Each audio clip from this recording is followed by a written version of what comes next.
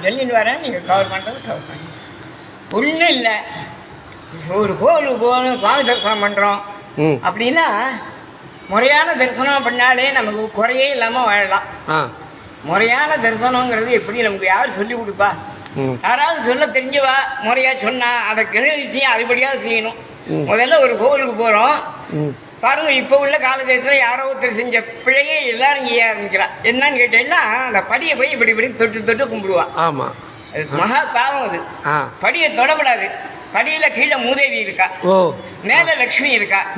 படியை பார்த்தபடிதான் வாங்கணும். இரவு இல்லாம பகல் இல்ல, அதனால கஷ்டம் இல்லாம சந்தோஷம் இல்ல, ரெண்டும் உண்டு.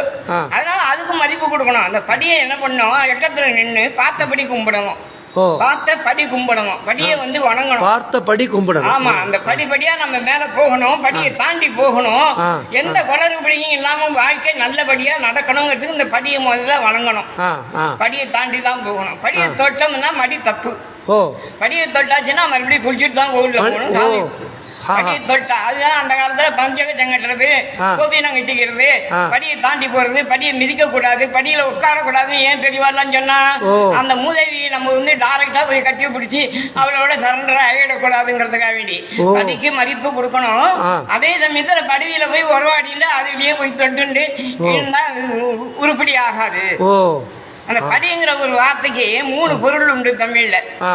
அளக்கட்டுக்கு ஒரு படி, குழந்தைகளை நன்னா படி, எதுவும் தானியங்கள் அளக்கட்டுக்க படி அப்படின்னு இப்பெல்லாம் கிலோ கணக்குல வந்துருக்கு, லிட்டர் கணக்குல வந்துருக்கு. அந்த காலத்துல படிங்கிறதுக்கு படின்னு ஒரு சொல்லுக்கு 3 பொருள் வச்சிருந்தா. படிப்படியா உயர்ந்து வரணும். அதுபடி படியை தாண்டின உடனே நமஸ்காரம் பண்றோம் கொடிமரத்தை பார்த்து. முதல்ல இந்த நமஸ்காரங்கிற ஒரு வார்த்தை இருக்கு பாருங்க, அது என்ன தெரியுமா? நமஸ்காரம்னா என்ன தெரியுமா அப்படின்னு பார்த்தா யாருக்குமே சொல்ல மாட்டேங்கிறா, யாரும் தெரிஞ்சுக்கவும் மாட்டேங்கிறா. சாஸ்திரம் என்ன சொல்றது, நமஸ்காரம் விழுந்து கும்பிடுறதுக்கு பேரு நமஸ்காரம் இல்ல. அந்த 2 கையின் மேல தூக்கிட்டு அந்த உள்ள இருக்கக்கூடிய சுவாமியை பார்த்தா அதுக்கு பேரு நமஸ்காரம். மன சமஸ்காரம் நமஸ்காரம். மன சமஸ்காரம் நமஸ்காரம். பகவானே நான் பார்க்க வந்துட்டேன், எனக்கு என்ன தேவையோ அதை நீ கொடுத்த, அது போதும் எனக்கு. நீ கொடுக்கறது எனக்கு போறோம் இல்ல, நான் எனக்கு கேட்கறதெல்லாம் நீ கொடுக்கணும். நமக்கு சாமிகிட்ட போய் ரொம்ப வைக்க முடியாது. அதனால நீ என்ன கொடுக்குறியோ அது எனக்கு போறோம் அப்படின்னு மனசை சமஸ்காரம் பண்ணும். புலவலியை மறக்கணும், வீட்டு ஞாபகம் வரக்கூடாது, பக்கத்துல குழந்தை அழுத சத்தம் கேட்டா அதெல்லாம் கேட்க கூடாது. இதெல்லாம் கேட்கக்கூடிய மனசை சமஸ்காரம் பண்ற உள்ள இருக்கக்கூடிய சாமி மூலஸ்தானத்துல அம்பாலோ பிள்ளையாரோ அனுமாரோ வீரனோ சூரனோ ஏதோ ஒரு சாமியை நீ பார்க்கும் போது அந்த பார்வையோடு உன் மனசு உள்ள போயிடணும். உன் மனசு உள்ள போய் அங்க கர்ப்பகிரகத்துக்குள்ளேயே அந்த விக்கிரகம் இருக்கு பாருங்க. இப்ப இத்தனை விக்கிரகங்கள்ல ஏதோ ஒண்ணு அங்க இருக்குன்னா அதை போய் மனசு இப்படி சஞ்சரிக்கணும். அது பேர் பிரதட்சணம். பிரதட்சணம்னா என்ன? பிரார்த்தனை பிளஸ் தர்சனம் பிரதட்சணம். கோவில சுத்தி வந்தா வந்து பிரதட்சணம் கிடையாது. உன் மனசு அங்க போய் சுத்தணும் உள்ள. நீங்க நேரடியா உள்ள போனா நீங்க போக முடியாது. ஏன்னா பூஜைக்குன்னு நியமிக்கப்பட்டா அவரு தான் உள்ள போகலாம். ஆனா உங்க மனசு போனா யாராவது தடுக்க முடியாது. அதை புரிஞ்சுட்டு செய்யறதுக்கு பேர் தான் நமஸ்காரம், மன சமஸ்காரம்.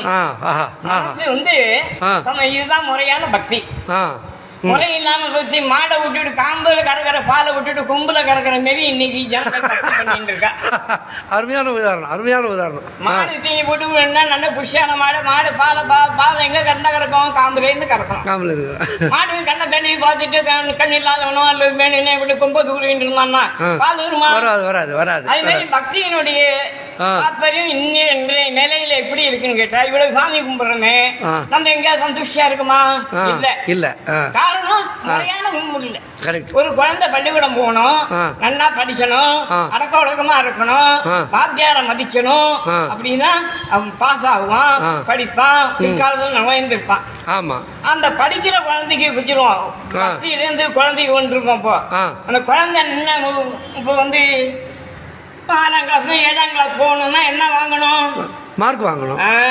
நம்ம வாழ்க்கையில கடத்தணும்னா நம்ம என்ன வாங்கணும்? நம்ம கடவுள் அருள் வாங்கணும். கடவுள் அருள் எல்லாருக்கும் இருக்கு. நீங்க தான் முன்னாடி சொல்லிட்ட கடவுள் நமக்குள்ள இருக்காரு. கடவுள் நீங்க என்ன வாங்கணும்? குழந்தை வாங்கினா மார்க், நீங்க வாங்கினா நீங்களே சொல்லுங்க. கர்மா பிளஸ் மார்க். மார்க்னு இந்த பக்கம் எழுதுங்க, இந்த பக்கம் படிங்க. கர்மா. கர்மா.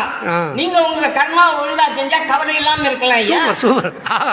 உங்க கர்மாவை நீங்க குழி தோண்டி போச்சு விட்டு நீங்க சந்தோஷமா இருக்கலாம். உதாரணத்துக்கு சொல்றேன், நீங்க ஒரு பெரிய அதிகாரி, உங்களுக்கு என்ன கடமையோ உங்களுக்கு என்ன நேர்மையோ உங்களுக்கு ஒன்று பண்ணி என்னவோ அதை செஞ்சுட்டு அது லாபத்துக்காக வேற ஏதோ ஒரு குறுக்கு வழியில போனேன்னா ஆமா அதுக்கான தண்டனை தான். அதுக்கான தண்டனை தான். தண்டனை தான் கிடைக்கும். கர்மாவை நம்ம கடைபிடிச்சோமானால் நம்ம நிம்மதியா இருக்கோம். கர்மா பிளஸ் மார்க். Super super. நல்ல அருமையான, ரொம்ப அருமையான உதாரணம் சாமி. ரொம்ப அருமையான உதாரணம்.